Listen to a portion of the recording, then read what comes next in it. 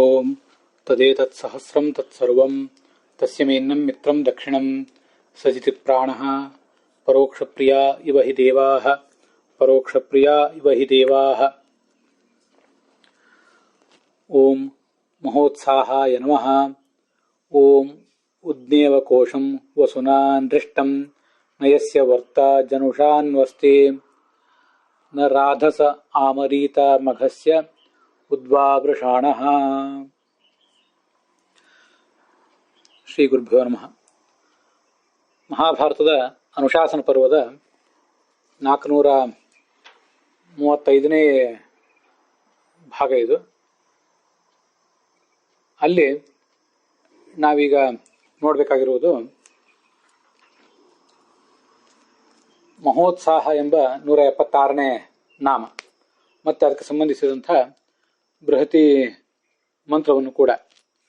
ಮಹೋತ್ಸಾಹ ಅನ್ನುವ ಶಬ್ದಕ್ಕೆ ಏನು ಅರ್ಥ ಅಂತನ್ನೋದನ್ನು ಸಾಮಾನ್ಯವಾಗಿ ನೋಡೋಣ. ಈ ಸೃಷ್ಟಿಯಾದಿ ಕರ್ಮಗಳನ್ನು ಮಾಡುವುದರಲ್ಲಿ ಭಗವಂತನಿಗೆ ಒಂದು ಅಪರಿಮಿತವಾದಂಥ ಉತ್ಸಾಹ. ಯಾವತ್ತೂ ಆ ಕರ್ಮಗಳನ್ನು ಮಾಡುವುದರಲ್ಲಿ ಆತನ ಉತ್ಸಾಹ ಕ್ಷೀಣಿಸಿದ್ದೇ ಇಲ್ಲ. ಅದಕ್ಕಾಗಿ ಆತನನ್ನು ಮಹೋತ್ಸಾಹ ಅಂತ ಹೇಳಬೇಕು.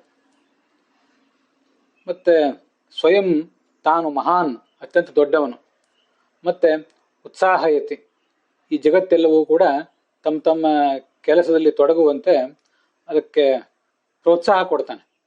ಆದ್ದರಿಂದ ಅವನನ್ನು ಮಹೋತ್ಸಾಹ ಅಂತ ಹೇಳಬೇಕು. ಇವನು ಸ್ವಯಂ ಮಹಾ ಅಂದರೆ ಪೂಜಿತ, ಉತ್ಸಾಹನೂ ಕೂಡ ಉತ್ಸಾಹ ಸ್ವರೂಪನಾದವನು ಅಂತ ಈಗ ಅದರ ಅರ್ಥ. ಇನ್ನು ಮತ್ತು ಕೆಲವು ಅರ್ಥಗಳನ್ನು ಹೀಗೆ ನೋಡಬಹುದು. ಈ ಉತ್ಸಾಹ ಅಂದರೆ ಶತ್ರು ದಮನಾದಿ ಕಾರ್ಯದಲ್ಲಿ ಕೂಡ ಉತ್ಸಾಹವುಳ್ಳವನು. ಮತ್ತೆ ಸಾಹ ಅಂದರೆ ಎದುರಾಳಿಗಳು ದಾಳಿ ಮಾಡಿದಾಗ ಅದನ್ನು ತಡೆದುಕೊಳ್ಳಬಲ್ಲಂಥ ಶಕ್ತಿ ಉಳ್ಳವನು. ಅಂಥ ಸಾಹ ಅಂದರೆ ಎದುರಾಳಿಯನ್ನ, ಉತ್ ಇವನು ಮೀರಿ ನಿಂತವನು. ಹೀಗೆ ತನ್ನ ಪ್ರತಿವೀರರು, ಪ್ರತಿಭಟರು, ಎದುರಾಳಿಗಳೇನಿದ್ದಾರೆ ಅವರನ್ನು ಕೂಡ ಉತ್ಕ್ರಾಂತ, ಮೀರಿ ನಿಂತವನು. ಉತ್ ಎಂಬ ಶಬ್ದಕ್ಕೆ ಉತ್ಕ್ರಾಂತ ಅಂತ ಅರ್ಥ. ಇವನು ಈ ದೃಷ್ಟಿಯಿಂದ ಎದುರಾಳಿಗಳೆಲ್ಲರನ್ನು ಮೆಟ್ಟಿ ನಿಂತವನಾದ್ದರಿಂದ ಉತ್ಸಾಹ. ಇವನು ಸ್ವಯಂ ಮಹಾತ್ಮ ಮತ್ತೆ ಉತ್ಸಾಹರು ಕೂಡ. ಅದಲ್ಲದೆ ಮಹಾ ಅಂದರೆ ಈ ಯಜ್ಞಾದಿ ರೂಪವಾದಂತಹ ದೊಡ್ಡ ದೊಡ್ಡ ಧಾರ್ಮಿಕ ಕಾರ್ಯಗಳು, ಅವುಗಳಲ್ಲಿ ಬಂದು ಒದಗುವಂತಹ ಆಪತ್ತುಗಳೇನಿವೆ ಅವುಗಳನ್ನು ಕೂಡ, ಆಪತ್ತುಗಳನ್ನು, ಎದುರಾಳಿಗಳ ದುಷ್ಟಶಕ್ತಿಗಳನ್ನು ಕೂಡ ಇವನು ಹೊಡೆದು ಓಡಿಸುವಂಥವನು. ಆದ್ದರಿಂದ ಮಹೋತ್ಸಾಹ ಅಂತ ಇವನನ್ನ ವರ್ಣಿಸ್ತಾರೆ. ಇದಿಷ್ಟು ಆ ಮಹೋತ್ಸಾಹ ಎಂಬ ಶಬ್ದಕ್ಕೆ ಸಂಬಂಧಪಟ್ಟಂಥ ಅರ್ಥ ಆಯಿತು. ಇನ್ನು ಮುಂದೆ ಈ ಇದಕ್ಕೆ ಸಂಬಂಧಪಟ್ಟಂಥ ಬೃಹತಿ ಮಂತ್ರಕ್ಕೆ ಮತ್ತು ಮೂಲ ಋಗ್ವೇದದ ಮಂತ್ರಕ್ಕೆ ಸಾಯಣಾಚಾರ್ಯರು ಮೊದಲಾದವರು ಏನು ಅರ್ಥ ಹೇಳಿದ್ದಾರೆ ಅಂತ ಅನ್ನೋದನ್ನು ಈಗ ನೋಡೋಣ. ಮೂಲ ಋಗ್ವೇದದ ಮಂತ್ರ ನಯಸ್ಯ ವರ್ತಾ ಜನುಷಾನ್ವಸ್ತಿ ನ ರಾಧಸ ಆಮರೀತ ಮಘಸ್ಯ ಉದ್ರಾವೃಷಾಣಸ್ತವಿಷೀವ ಉಗ್ರಾಸ್ಮಭ್ಯಂ ದದ್ಧಿ ಪುರುಹೂತ ರಾಯಃ ಅಂತ ಇದಿಷ್ಟು ಮಂತ್ರ. ಈ ಮಂತ್ರದಲ್ಲಿ ಈ ಉದ್ವಾವೃಷಾಣ ಅನ್ನುವವರೆಗೆ, ಇದು 7ನೇ ಮಂತ್ರ. ಈಗ ನಾವು ನೋಡ್ತಿರೋದು ಋಗ್ವೇದದಲ್ಲಿ 7ನೇ ಮಂತ್ರ.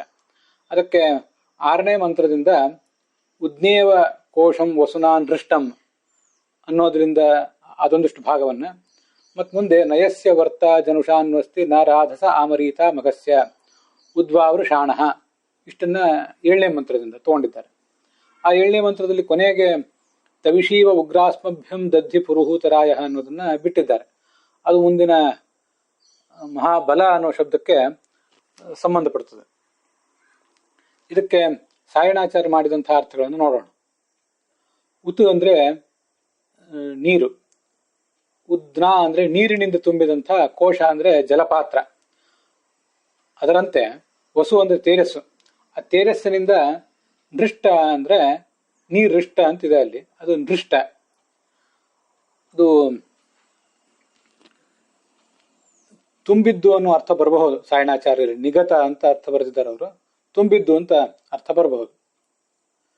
ಮುಂದೆ ನಯಸ್ಯ ವರ್ತ ಜನುಷಾನ್ವಸ್ತಿ ಅಂತ. ಯಸ್ಯ ಯಾವ ಭಗವಂತನಿಗೆ, ಜನುಷ ಜನ್ಮದಿಂದ ಆರಂಭದಿಂದಲೂ ನೂನಂ ಸತ್ಯವಾಗಿ ವಾಸ್ತವಿಕವಾಗಿಯೂ ಕೂಡ ಈ ವರ್ತ ಅಂದ್ರೆ ವಾರಯಿತ, ಭಗವಂತನನ್ನು ತಡೆದು ನಿಲ್ಲಿಸುವವನು ಯಾರೂ ಇಲ್ಲ. ರಾಧಸಃ ಅಂದ್ರೆ, ರಾಧಸ್ ಅಂದ್ರೆ ಯಜ್ಞಾದಿ ಕರ್ಮಗಳು. ಆ ಯಜ್ಞಾದಿ ಕರ್ಮಗಳು ಮತ್ತೆ ಸಾಧಕರು, ಯಜ್ಞಾದಿ ಕರ್ಮಗಳನ್ನು ಮಾಡುವ ಸಾಧಕ ಅಂತ ಬರೀತಾರೆ.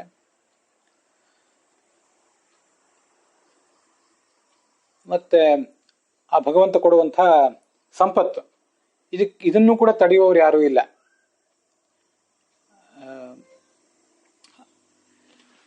ಯಜ್ಞಾದಿ ಕರ್ಮಗಳನ್ನು ಮಾಡುವಂತಹ ಸಾಧಕನಿಗೆ ಭಗವಂತ ಕೊಡುವಂತಹ ಸಂಪತ್ತೇನಿದೆ ಫಲ, ಅದನ್ನು ತಡೆಯುವವರು ಕೂಡ ಯಾರೂ ಇಲ್ಲ.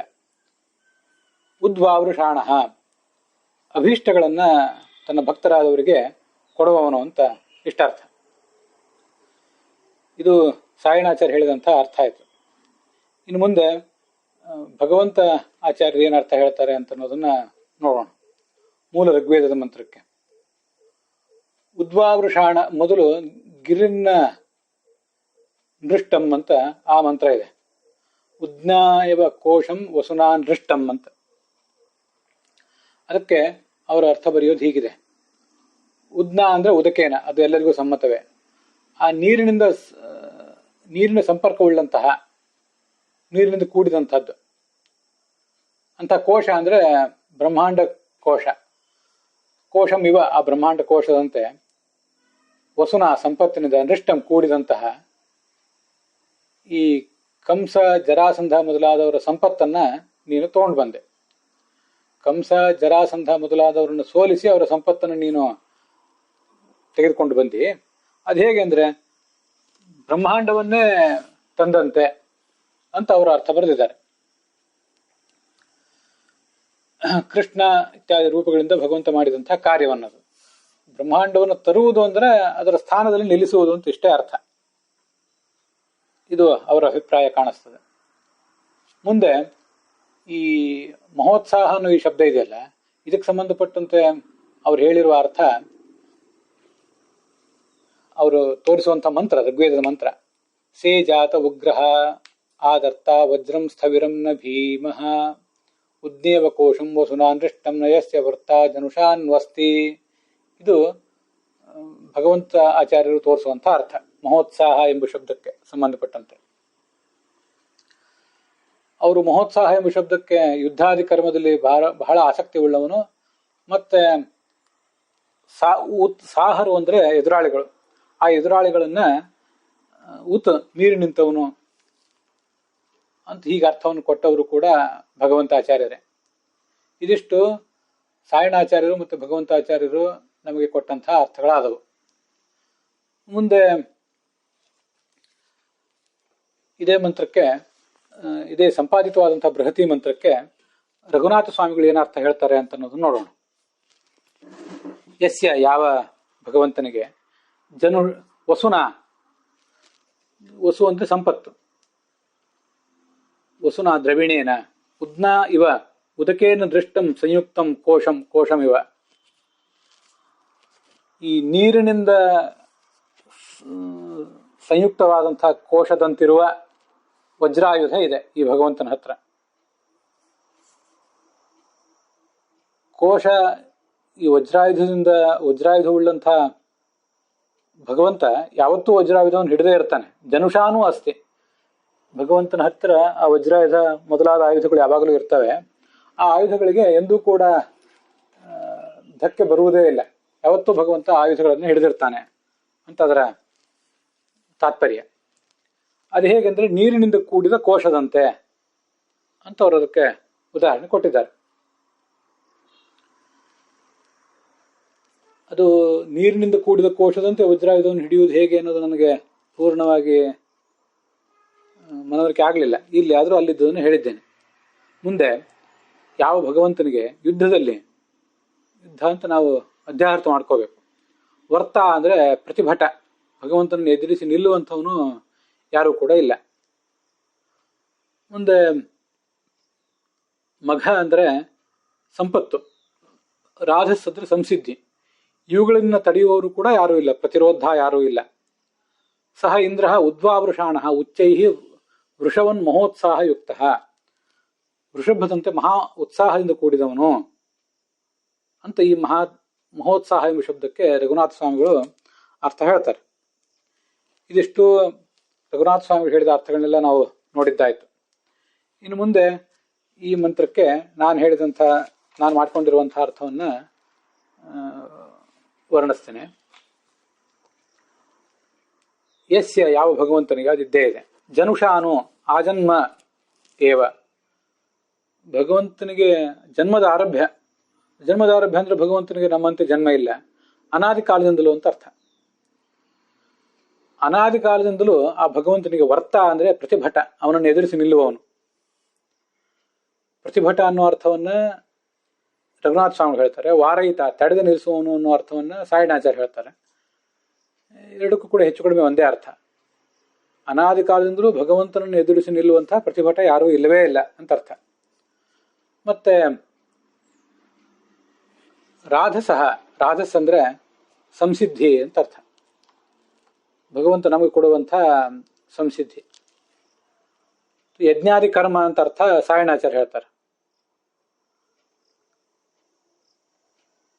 ಆ ಯಜ್ಞಾದಿ ಕರ್ಮಗಳೇನಿವೆ ಅವೇ ಒಂದು ದೊಡ್ಡ ಕಾರ್ಯ. ಮತ್ತೆ ಅದರ ಮಘ ಅಂದ್ರೆ ಫಲ. ರಾಧಸಃ ಮಘಸ್ಯ, ಮಘ ಅಂದ್ರೆ ನಮಗೆ ಯಶೋವಾವ ಮಘಂ ಅಂತ ಋಗ್ಭಾಷ್ಯದಲ್ಲಿ ನೋಡಿದ್ದೇವೆ, ಕರ್ಮ ನಿರ್ಣಯದಲ್ಲಿ ನೋಡಿದ್ದೇವೆ. ಅದರಿಂದ ಯಜ್ಞಾದಿ ಫಲಗಳು, ಈ ರಾಧಸ್ ಅಂದ್ರೆ ಯಜ್ಞಾದಿ ಕರ್ಮಗಳು, ಅದರಿಂದ ಸಿಗುವಂಥ ಮಘ ಅಂದ್ರೆ ಯಶಸ್ಸು.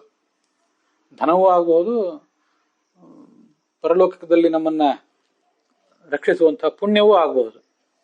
ಹೀಗದೇ ಯಶಸ್ಸು. ಇಂಥ ಯಶಸ್ಸು ಅಂತ ನಾನು ಅರ್ಥ ಮಾಡ್ಕೊಂಡಿದ್ದೇನೆ. ಆಮರೀತ, ಇದನ್ನು ತಡೆಯುವವನು ಯಾರೂ ಇಲ್ಲ. ಪ್ರತಿರೋಧ ನಾಶಯಿತ, ರಘುನಾಥ ಸ್ವಾಮಿಗಳು ಮತ್ತು ಸಾಯಣಾಚಾರ್ಯ ಬರೆಯುವಂಥ ಅರ್ಥ ಅದು. ನಾಸ್ತಿ, ಯಾರೂ ಕೂಡ ಇಲ್ಲ. ನಾವು ಭಗವಂತನನ್ನು ಉದ್ದೇಶಿಸಿ ಯಜ್ಞ ಮಾಡಿದರೆ ಅದನ್ನು ತಡೆಯುವವರು ಯಾರೂ ಇಲ್ಲ ಅಂತ ಅರ್ಥ. ಅವನು ಅದಕ್ಕೆ ಫಲ ಕೊಟ್ಟರೆ ಅದನ್ನು ತಡೆಯುವವರು ಕೂಡ ಯಾರೂ ಇಲ್ಲ ಅಂತ ಅರ್ಥ. ಯಸ್ಯ ಅಂತ ನಾವು ಪ್ರಾರಂಭಿಸಿದೀವಿ. ಯಸ್ಯ ಯಾವ ಭಗವಂತನಿಗೆ ಹೀಗಿಲ್ಲವೋ ತತ್ ಅಥವಾ ಸಹ ಅಂತ ಅಧ್ಯಾಹಾರ ಮಾಡ್ಕೋಬೇಕು. ಆ ಬ್ರಹ್ಮವು ಪುಲ್ಲಿಂಗ ಅಥವಾ ನಪುಂಸಕಲಿಂಗದಲ್ಲಿ. ಹೇಗಿದೆ ಆ ಬ್ರಹ್ಮ ಅಂದ್ರೆ ಸಂಪತ್ತಿನಿಂದ ಕೂಡಿದ ಬ್ರಹ್ಮ. ಎಲ್ಲ ಐಹಿಕ ಪಾರತ್ರಿಕ ಸಂಪತ್ತೆಲ್ಲ ಇರುವುದು ಆ ಭಗವಂತನಲ್ಲೇ. ವಸು ಅಂದ್ರೆ ಸಂಪತ್ತಾಗಬಹುದು, ತೇಜಸ್ಸು ಆಗಬಹುದು. ಅಂತ ತೇಜಸ್ಸಿನಿಂದ ಕೂಡಿದ್ದು ಆ ಬ್ರಹ್ಮ ಅಂತ ಅರ್ಥ.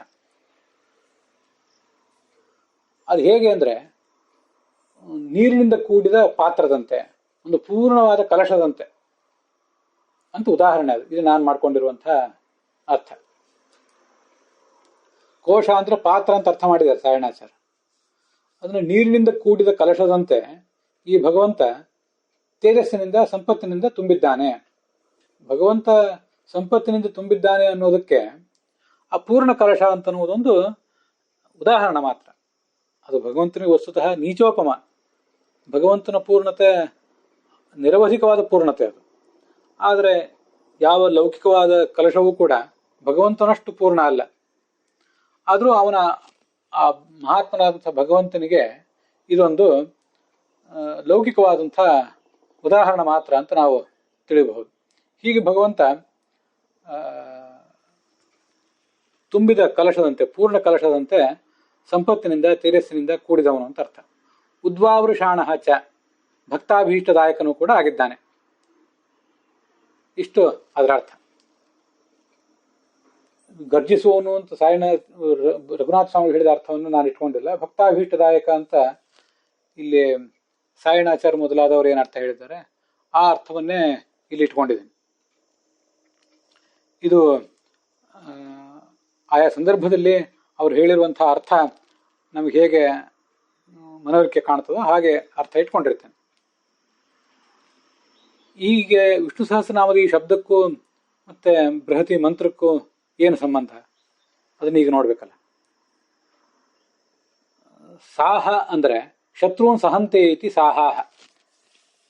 ತಮ್ಮೆದುರಿಗೆ ಬಂದಂತಹ ಶತ್ರುಗಳನ್ನ, ಎದುರಾಳಿಗಳನ್ನ ತಡೆದು ನಿಲ್ಲಿಸುವವರು, ಸಹಂತೆ ಸಹಿಸಿಕೊಳ್ಳುವವರು, ಶತ್ರುಗಳ ದಾಳಿಯನ್ನು ಸಹಿಸಿಕೊಳ್ಳುವವರೇ ಸಾಹರು, ಪ್ರತಿಭಟರು. ಅಂಥ ಪ್ರತಿಭಟರನ್ನ ಉತ್ಕ್ರಮ್ಯ ಮೀರಿ ಜಯತಿ, ಇವನು ಸೋಲಿಸಿಬಿಡ್ತಾನೆ. ಆದ್ರಿಂದ ಉತ್ಸಾಹ. ಉತ್ಕ್ರಾಂತಾಹ ಸಾಹಾಹ ಏನ ಸಹ ಉತ್ಸಾಹ. ಮತ್ತು ಇವನು ಮಹಾಂಚ, ಮಹಾತ್ಮನು ಕೂಡ ಆಗಿದ್ದಾನೆ. ಮಹಾತ್ಮನು ಆಗಿದ್ದಾನೆ, ಶತ್ರುಗಳ ದಾಳಿಯನ್ನ ತಡೆದು ಹಿಡಿದು ನಿಲ್ಲಿಸುವಂಥವನು ಕೂಡ ಆಗಿದ್ದಾನೆ. ಮಹಾಂಚ ವಿಷ್ಣು. ಇದು ಭಗವಂತಾಚಾರ್ಯ ಹೇಳಿದ ಅರ್ಥನೇ ಆಗಿದೆ. ಉತ್ಸಾಹ ಅನ್ನೋ ಶಬ್ದಕ್ಕೆ ಶತ್ರುಗಳ ದಾಳಿಯನ್ನ ತಡೆದು ನಿಲ್ಲಿಸುವವನು ಅಂತ. ಇದೇ ಅರ್ಥವನ್ನೇ ಬೃಹತಿ ಮಂತ್ರ ವಿವರಿಸಿದೆ. ಹೇಗೆ ವಿವರಿಸಿದೆ ಅಂದ್ರೆ, ನಯಸ್ಯ ವರ್ತ ಆಮರೀತಾಚ ನಾಸ್ತಿ ಅಂತ. ಯಾವ ಭಗವಂತನಿಗೆ ವರ್ತ ಪ್ರತಿಭಟನಾದವನು, ಆಮರೀತ ಅವನು ಕೊಡುವಂತಹ ಸಿದ್ಧಿಗಳನ್ನ ನಾಶಪಡಿಸುವವನು ಕೂಡ ಇಲ್ಲವೇ ಇಲ್ಲ ಅಂತ ಆ ಬೃಹತಿ ಮಂತ್ರ ಅದನ್ನು ವರ್ಣಿಸಿದೆ. ಹೀಗೆ ಅತ್ಯಂತ ಉತ್ಸಾಹವುಳ್ಳವನು ಅಂತ ಅರ್ಥ ಇದೆ ಈ ಮಂತ್ರಕ್ಕೆ, ಇಲ್ಲ ಅಂತಲ್ಲ. ಅದರ ಜೊತೆಗೆ ಹೀಗೊಂದು ಅರ್ಥ, ಪ್ರತಿಭಟ ಇವನಿಗೆ ಎದುರಾಳಿಗಳು ಯಾರೂ ಇಲ್ಲ ಅಂತ ಅರ್ಥ. ಅದನ್ನು ಈ ಶಬ್ದದಿಂದ ನಾವು ತಗೊಳ್ಳೋಣ. ಇನ್ನೂ ಒಂದು ಅರ್ಥವನ್ನು ಕೂಡ ನಾವು ಹೇಳಬಹುದು. ಆ ಅರ್ಥ ನನಗೆ ಕೊನೆಗೆ ಹೊಳೆದದ್ದು, ಅದನ್ನ ಕೊನೆಗೆ ಬರೆದಿದ್ದೇನೆ. ಮಹಾ ಅಂದ್ರೆ ಯಜ್ಞಾದಿ ಉತ್ಸವಗಳು. ಸತ್ಯಸಂಧ ಸ್ವಾಮಿಗಳ ಅರ್ಥ ಬರೆದಿದ್ದಾರೆ. ಆ ಯಜ್ಞಾದಿ ಕರ್ಮಗಳು, ನಾವು ಭಗವಂತರನ್ನು ಕುರಿತು ಏನ್ ಮಾಡ್ತೀವಲ್ಲ, ಅದರಲ್ಲಿ ಉತ್ಸಾಹ, ಈ ಪ್ರತಿಭಟರನ್ನ ಅವನು ಅತಿಕ್ರಮಿಸಿ ನಿಂತು ಅವ್ರನ್ನ ಸೋಲಿಸಿ ಬಿಡ್ತಾನೆ. ಈ ಅರ್ಥವನ್ನು ಕೂಡ ನಾವಲ್ಲಿ ತಿಳಿಯಬಹುದು. ಆದ್ರಿಂದ ಆ ಭಗವಂತನ ಮಹೋತ್ಸಾಹ ಅಂತ ನಾವು ಇಷ್ಟೇ ಹೇಳಬಹುದಾಗಿದೆ. ಇನ್ನು ಭಾವಾರ್ಥ ಏನು? ಹೀಗಿದೆ, ಅನಾದಿ ಕಾಲದಿಂದಲೂ ಈ ಪರಮಾತ್ಮನನ್ನ ಎದುರಿಸಿ ನಿಲ್ಲುವವರು ಯಾರೂ ಇಲ್ಲ. ಅವನನ್ನು ಉದ್ದೇಶಿಸಿ ನಾವು ಭಕ್ತರು ಮಾಡುವಂತಹ ಯಜ್ಞಾದಿಗಳಿಗೂ ಅದರಿಂದ ಸಿಗುವಂತಹ ಯಶಸ್ಸಿಗೂ ಧಕ್ಕೆ ತರುವವರು ಕೂಡ ಯಾರೂ ಇಲ್ಲ. ಆತ ನೀರಿನಿಂದ ತುಂಬಿದ ಕಲಶದಂತೆ ಐಶ್ವರ್ಯ ಅಥವಾ ಮಹಿಮೆಯಿಂದ ಪೂರ್ಣನಾಗಿದ್ದಾನೆ. ಭಕ್ತಾಭೀಷ್ಟದಾಯನು ಕೂಡ ಆಗಿದ್ದಾನೆ, ದಾಯಕನು ಕೂಡ ಆಗಿದ್ದಾನೆ. ಮತ್ತೆ ಯಜ್ಞಾದಿ ಉತ್ಸವಗಳಲ್ಲಿ ನಮಗೆ ಯಜ್ಞಾದಿ ಕರ್ಮಗಳನ್ನು ಮಾಡುವುದರಲ್ಲಿ ನಮಗೆ ಉತ್ಸಾಹ ತುಂಬುತ್ತಾನೆ. ಅಲ್ಲಿ ಬಂದ ಶತ್ರುಗಳನ್ನು ತಡೆಗಟ್ತಾನೆ ಅಂತ ಅದು ಮಹೋತ್ಸಾಹ ಎಂಬ ಶಬ್ದದ ಅರ್ಥ. ಇದಿಷ್ಟು ಆ ಮಂತ್ರಕ್ಕೆ, ಮೂಲ ಋಗ್ವೇದದ ಮಂತ್ರಕ್ಕೆ ಅರ್ಥ. ಮತ್ತೆ ಅಲ್ಲಿ ಸಂಪಾದಿತವಾದಂಥ ಬೃಹತಿ ಮಂತ್ರಕ್ಕೆ ಅರ್ಥ. ಇದನ್ನೆಲ್ಲ ನಾವೀಗ ನೋಡಿದ್ದೇವೆ. ಮುಂದೆ ಈ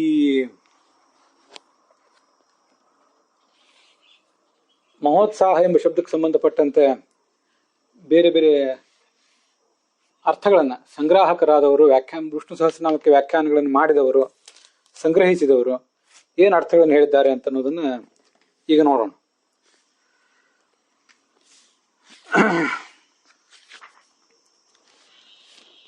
ಸೃಷ್ಟಿಯಾದಿ ಕ್ರಿಯೆಗಳಲ್ಲಿ ಮಹಾ ಉತ್ಸಾಹವುಳ್ಳವನು ಅರ್ಥವನ್ನ ನೋಡೇ ಇದ್ದೇವೆ, ಅದೇನು ಹೊಸದಲ್ಲ.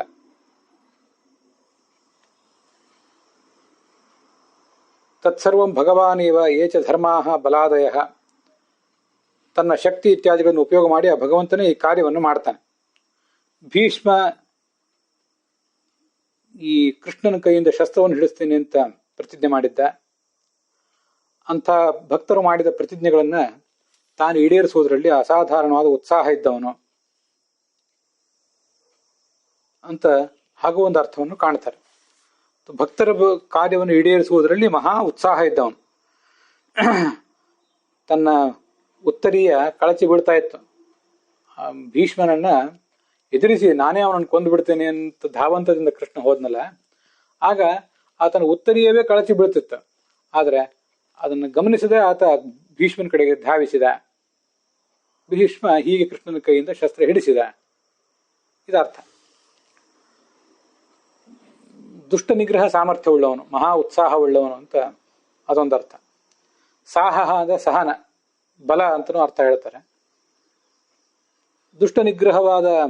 ದುಷ್ಟ ನಿಗ್ರಹಕ್ಕೆ ಕಾರಣವಾದಂಥ ಬಲ ಇರುವವನು ಅಂತಲೂ ಹೀಗೂ ಒಂದು ಅರ್ಥ.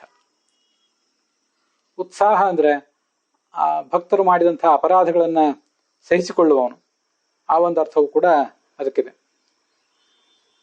ಭಕ್ತಾಪರಾಧಂ ಸಹತೆ ಮರ್ಶಯತಿ ಇತಿ ಸಾಹಹ.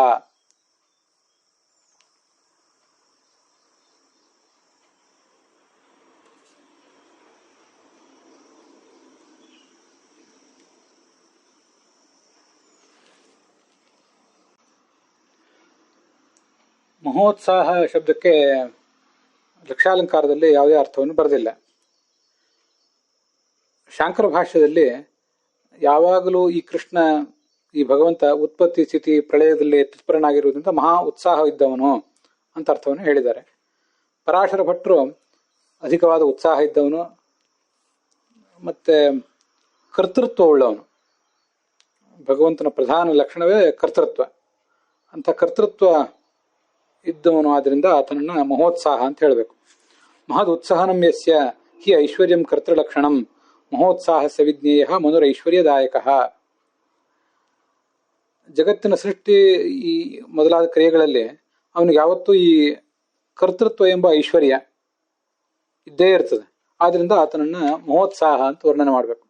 ಇದೊಂದು ದೊಡ್ಡ ಮಂತ್ರ ಅಂತ ಹೇಳ್ತಾರೆ ಪರಾಶರ ಭಟ್ರು. ಮನು ಅಂತ ಭಗವಂತ ಮಹೋತ್ಸಾಹ, ಮಹಾಕರ್ತೃತ್ವ ಶಕ್ತಿ ಉಳ್ಳವನು ಅಂತ ಅವನನ್ನ ಉಪಾಸಿಸಿದ್ರೆ ನಮಗೂ ಕೂಡ ಅದರ ಲಾಭ ಆಗ್ತದೆ ಅಂತ ಅವರ ತಾತ್ಪರ್ಯ. ಜಗತ್ ಸೃಷ್ಟಿಯಾದಿ ವಿಷಯದಲ್ಲಿ ಉತ್ಸಾಹವುಳ್ಳವನು ಅನ್ನೋ ಅರ್ಥವನ್ನು ಸತ್ಯಸಂಧ ಸ್ವಾಮಿಗಳು ಬರೀತಾರೆ. ಮಹಾನ್ ಉತ್ಸಾಹ ಜಗತ್ ಸೃಷ್ಟಿಯಾದಿ ವ್ಯಾಪಾರೇಶು ಉದ್ಯೋಗ ಯಶಸಃ ಮಹೇಶು ಯಜ್ಞಾದ್ಯುತ್ಸವೇಶು ಉತ್ಸಾಹ ಯಸ್ಯ ಸಹ. ತಾನೂ ಯಜ್ಞವನ್ನು ಮಾಡ್ತಾನೆ, ನಮ್ಗೆ ಇದನ್ನು ನೋಡಿದ್ದೇವೆ. ಗೃಹಸ್ಥಾಂತರ್ಗತೋ ವಿಷ್ಣು ಯಜ್ಞೈ ದೇವಾಶ್ರಯೋ ಭವೇತ್ ಅಂತ. ಯಜ್ಞ, ಬ್ರಹ್ಮಯಜ್ಞ, ಶ್ರಾದ್ದ ಇತ್ಯಾದಿ ಎಲ್ಲವನ್ನೂ ಕೂಡ ಭಗವಂತನು ಮಾಡೇ ಮಾಡ್ತಾನೆ ಗೃಹಸ್ಥರಲ್ಲಿ ನಿಂತು ಅಂತಿದೆ. ಅಥೋ ಅಯಂ ವಾ ಆತ್ಮ ಸರ್ವೇಷಾಂ ಭೂತಾನಾಂ ಲೋಕಃ ಅಂತ ಬೃಹದಾರಣ್ಯಕ ಉಪನಿಷತ್ತೇ ಅದನ್ನು ಹೇಳಿದೆ. ಆದ್ರಿಂದ ಭಗವಂತ ಸ್ವಯಂ ಯಜ್ಞಾದಿ ಕ್ರಿಯೆಗಳನ್ನು ಮಾಡ್ತಾನೆ, ಅದರಲ್ಲಿ ಉತ್ಸಾಹ ಇದೆ ಅವನಿಗೆ. ನಾವು ಮಾಡುವ ಧರ್ಮ ಕಾರ್ಯಗಳಲ್ಲೂ ಕೂಡ ನಮಗೆ ಉತ್ಸಾಹವನ್ನು ಕೊಡ್ತಾನೆ. ಅದರಲ್ಲಿ ಅವನು ಉತ್ಸಾಹದಿಂದ ಬಂದು ಪಾಲ್ಗೊಳ್ತಾನೆ ಅಂತಿಷ್ಟು ಅರ್ಥವನ್ನ ಮಹೋತ್ಸಾಹ ಎಂಬ ಶಬ್ದಕ್ಕೆ ನಾವು ಗಮನಿಸಬಹುದು. ಹೀಗೆ ಮಹೋತ್ಸಾಹ ಎಂಬ ಶಬ್ದ ಮಹತ್ವದ ಶಬ್ದ. ನಮ್ಮೆಲ್ಲರಿಂದ ಧರ್ಮ ಕಾರ್ಯಗಳನ್ನು ತಾನು ಮಾಡಿಸ್ತಾನೆ, ನಮಗೆ ಆ ಉತ್ಸಾಹ ಕೊಡ್ತಾನೆ. ಅದಕ್ಕೆ ಅಡ್ಡ ಬಂದಿರುವಂತಹ ದುಷ್ಟ ಶಕ್ತಿಗಳನ್ನ ಆತ ತಡೆಗಟ್ಟುತ್ತಾನೆ, ಹೊಡೆದು ಓಡಿಸ್ತಾನೆ. ಮತ್ತೆ ಆ ಬೃಹತಿ ಮಂತ್ರವು ಹೇಳುವಂತೆ ಅದಕ್ಕೆ ಯಾರ್ಯಾರು ಸಹಾಯಕರಾದವರಿದ್ದಾರೆ, ಅದಕ್ಕೆ ನಮಗೇನು ಫಲ ಸಿಗಬೇಕು ಆ ಫಲವನ್ನೆಲ್ಲವನ್ನೂ ಕೊಡ್ತಾನೆ. ಅದನ್ನ ಯಾರೂ ತಡಿಲಿಕ್ಕೆ ಸಾಧ್ಯ ಇಲ್ಲ. ನಾವು ಮಾಡಿದಂಥ ಧರ್ಮ ಕಾರ್ಯ ಯಾವತ್ತೂ ಕೂಡ ವಿಫಲ ಅಲ್ಲ. ಈ ಜಗತ್ತಿನ ಯಾವ ಶಕ್ತಿಯೂ ಕೂಡ ಅದನ್ನು ತಡೆಯಲಾರದು ಅಂತ ನಮಗೊಂದು ಭರವಸೆಯನ್ನು ತುಂಬುವಂಥ ಒಂದು ಶಬ್ದ, ಒಂದು ವ್ಯಾಖ್ಯಾನ. ಬೃಹತಿ ಮಂತ್ರವೂ ಹಾಗೆ ಹೇಳಿದೆ, ಹಾಗೆ ಮಹೋತ್ಸಾಹ ಎಂಬ ಶಬ್ದವೂ ಕೂಡ ಹಾಗೆ ಹೇಳಿದೆ. ಭಗವಂತನ ಪೂರ್ಣ ಅಂತ ವರ್ಣನೆ ಮಾಡಿದೆ. ಪೂರ್ಣ ಕಲಶದಂತೆ ಭಗವಂತನನ್ನು ಪೂರ್ಣ ಅಂತ ವರ್ಣನೆ ಮಾಡಿದೆ. ನಾವು ದೇವಪೂಜಾ ಪ್ರಸಂಗದಲ್ಲಿ ಪೂರ್ಣ ಕಲಶಕ್ಕೆ ಪೂಜೆ ಮಾಡ್ತೀವಿ. ಅದಕ್ಕೆ ಗಂಧ, ಅಕ್ಷತೆ ಇತ್ಯಾದಿಗಳನ್ನು ಹಚ್ಚಿ ಅಲ್ಲಿ ಭಗವಂತನ ರೂಪಗಳನ್ನೆಲ್ಲ ಆವಾಹಿಸ್ತೇವೆ. ಹೀಗೆ ಭಗವಂತ ಸರ್ವವ್ಯಾಪ್ತ. ಹಾಗೆ ಪೂರ್ಣ ಕಲಶ ಶಬ್ದದಿಂದಲೂ ಕೂಡ ಆತ ವಾಚ್ಯನೇ. ಕೋಶ ಶಬ್ದದಿಂದಲೂ ಆತ ವಾಚ್ಯ, ಕಲಶ ಶಬ್ದದಿಂದಲೂ ಕೂಡ ಆತ ವಾಚ್ಯ ಅಂತ ನಾವು ಆತನನ್ನು ಭಾವಿಸಬೇಕು. ಲೌಕಿಕವಾದ ಕಲಶದಂತೆ ಆತ ಇರುವುದು ಮಾತ್ರ ಅಲ್ಲ, ಅವನು ಸ್ವಯಂ ಕೋಶ ಶಬ್ದ ವಾಚ್ಯನೂ ಕೂಡ ಆಗಿದ್ದಾನೆ. ನೀರಿನಿಂದ ತುಂಬಿದ ಕೋಶದಂತೆ ಅಂತ ಆತನನ್ನು. ನಮಗೆ ನೀರು ಅಂದ್ರೆ ಗೊತ್ತಿದೆ, ನೀರು ಅಂದ್ರೆ ಕರ್ಮ. ಯಾವತ್ತೂ ಕ್ರಿಯಾಶೀಲನಾದ್ರಿಂದ ಕ್ರಿಯಾಶೀಲನಾದಂತಹ ಭಗವಂತನ ಒಂದು ವರ್ಣನೆ ಇದು. ನೀರಿನಿಂದ ತುಂಬಿದ ಕಲಶ ಅಂದ್ರೆ ನೀರು ಎಂಬ ಶಬ್ದದಿಂದ ವಾಚ್ಯವಾದಂತಹ ಏನು ಕ್ರಿಯೆಗಳಿವೆ, ಸತತವಾಗಿ ಆ ಕ್ರಿಯೆಗಳನ್ನ ಅವನು ಹೊರಸೂಸ್ತಾ ಇರ್ತಾನೆ ತನ್ನ ವ್ಯಕ್ತಿತ್ವದಿಂದ. ಈಶನ್ನಪಿ ಹಿ ಲೋಕಸ್ಯ ಸರ್ವಸ್ಯ ಜಗತಃ ಪ್ರಭು ಕರ್ಮಾಣಿ ಕುರುತೆ ನಿತ್ಯಂ ಕೀನಾಶಯವ ದುರ್ಬಲ ಅಂತ ಒಂದು ಮಹಾಭಾರತದಲ್ಲಿ ಉದ್ಯೋಗ ಪರ್ವದಲ್ಲಿ ಒಂದು ಶ್ಲೋಕ ಬರ್ತದೆ.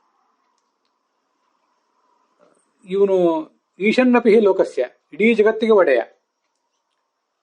ಆದರೆ ಸತತವಾಗಿ ಯಾವುದಾದ್ರೂ ಒಂದು ಕಾರ್ಯವನ್ನು ಮಾಡ್ತಾ ಇರ್ತಾನೆ. ಕೀನಾಶಯವ ದುರ್ಬಲ, ಒಬ್ಬ ದುರ್ಬಲನಾದಂತಹ ಹೊಟ್ಟೆಪಾಡಿಗಾಗಿ ದುಡಿಬೇಕಾಗಿರುವಂತಹ ರೈತ ಹೇಗೆ ಕಷ್ಟಪಡ್ತಾನೋ ಹಾಗೆ ಈ ಭಗವಂತನು ಕೂಡ ಸದಾ ಕಾರ್ಯದಲ್ಲಿ ತತ್ಪರನಾಗಿರ್ತಾನೆ. ಭಗವದ್ಗೀತೆಯು ಕೂಡ ಅದನ್ನೇ ಹೇಳಿದೆ, ನಾನವಾಪ್ತಂ ಅವಾಪ್ತವ್ಯಂ ವರ್ತಯೇವಚ ಕರ್ಮಣಿ ಅಂತ. ಈ ನಾನು ಇನ್ನು ಹೊಂದಬೇಕಾದದ್ದು ಯಾವುದೂ ಇಲ್ಲ, ಎಲ್ಲವನ್ನೂ ಹೊಂದಿ ಆಗಿದೆ ನಾನು. ಆದರೂ ವರ್ತಯೇವಚ ಕರ್ಮಣಿ ಉತ್ಸೀದೇಯುರಿಮೇ ಲೋಕಾಹ ನ ಕುರ್ಯಾಂ ಕರ್ಮಚೇದಹಂ. ನಾನು ಕರ್ಮವನ್ನೇನಾದರೂ ಮಾಡದೆ ಹೋದರೆ ಈ ಜಗತ್ತೆಲ್ಲವೂ ಕೂಡ ಉತ್ಸನ್ನ ಆಗಿಬಿಡ್ತದೆ. ಇದು ನನ್ನ ಸ್ವಭಾವ, ಕರ್ಮವನ್ನು ಯಾವಾಗಲೂ ಕೂಡ ಮಾಡ್ತಾ ಇರುವುದು ನನ್ನ ಸ್ವಭಾವ ಅಂತ ಕೃಷ್ಣ ಹೇಳ್ಕೊಂಡಿದ್ದಾನೆ. ಹೀಗೆ ಒಂದು ಸೃಷ್ಟಿ, ಪಾಲನ ಮತ್ತೆ ನಾಶ, ಉತ್ಪತ್ತಿ, ಸ್ಥಿತಿ, ಸಂಹಾರಾಹ ನಿಯತಿ ಜ್ಞಾನಂ ಆವೃತ್ತಿ, ಬಂಧ ಮೋಕ್ಷೌಚ ಪುರುಷಾತ್. ಈ ಸೃಷ್ಟಿಯಾದಿ ಅಷ್ಟ ಕ್ರಿಯೆಗಳೇನಿವೆ ಆ ಅಷ್ಟಕ್ರಿಯೆಗಳನ್ನು ಯಾವತ್ತೂ ಮಾಡ್ತಾ ಇರ್ತಾನೆ. ಅಂಥ ಕ್ರಿಯೆಗಳೆಂಬ ನೀರಿನಿಂದ ತುಂಬಿದ ಒಂದು ವ್ಯಕ್ತಿತ್ವ ಒಂದು ಅಂತ ಹೀಗಾದ್ರ ಅರ್ಥ.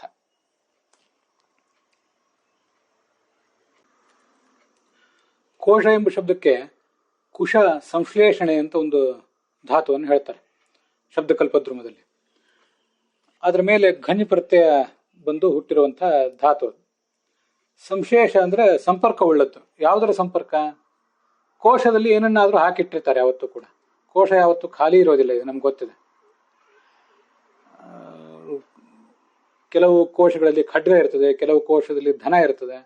ಕೋಶ ಅಥವಾ ಕಲಶ ಅಂತ ಇಟ್ಕೊಂಡಾಗ ಅದರಲ್ಲಿ ನೀರು, ಹಾಲು ಮೊದಲಾದದ್ದಿರ್ತದೆ.